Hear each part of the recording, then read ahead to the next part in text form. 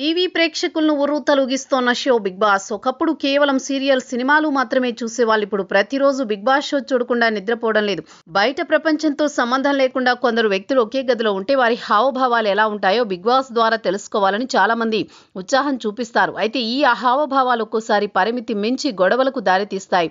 కొందరు తమ విచక్షణని విడిచిపెట్టి వాదనలు చేసుకుంటారు. అయితే ప్రేక్షకులు మాత్రం ఇవి నిజమైన గొడవలా లేక యాక్షన్ చేస్తున్నారా అనేది చాలా మందికి తెలియకుండా ఉంటుంది. కానీ అసలు విషయం ఏమంటే బిగ్ బాస్ కంటెస్టెంట్లు గొడవ వల్ల వారి యాజమాన్యానికి మాత్రం కోట్ల రూపాయల ఆదాయాన్ని కురిపిస్తోంది. అది ఎలాగో తెలిస్తే ఆశ్చర్యపోవడం ఖాయం. ప్రతి సంవత్సరం బిగ్ బాస్ సీజన్ స్టార్ట్ అవుతుందంటే కొందరు యువతలో ఉత్సాహం అధికంగా ఉంటుంది. బిగ్ బాస్ కంటెస్టెంట్ల ప్రవర్తన విచిత్రంగా ఉంటుంది. బిగ్ బాస్ కంటెస్టెంట్లు హౌస్ లోకి వెళ్లే ముందు నార్మల్ గానే ఉంటారు. కానీ ఇందులోకి వెళ్లిన తర్వాత ఒత్తిడి, ఇతర వాతావరణాల వల్ల అసహనానికి గురవుతూ ఉంటారు. సాధారణంగా మాట్లాడుకోవడం మానేసి అరుస్తూ ఉంటారు.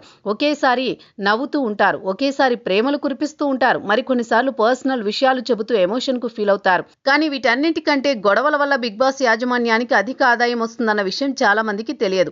అంతేకాకుండా కంటెస్టెంట్ల మధ్య గొడవలు సృష్టించి బిగ్ బాస్ యాజమాన్యం కోట్ల రూపాయల ఆదాయాన్ని తెచ్చుకుంటోంది. కంటెస్టెంట్లకు తెలియకుండానే కొన్ని గొడవలయ్యే టాస్కులు విధిస్తారు.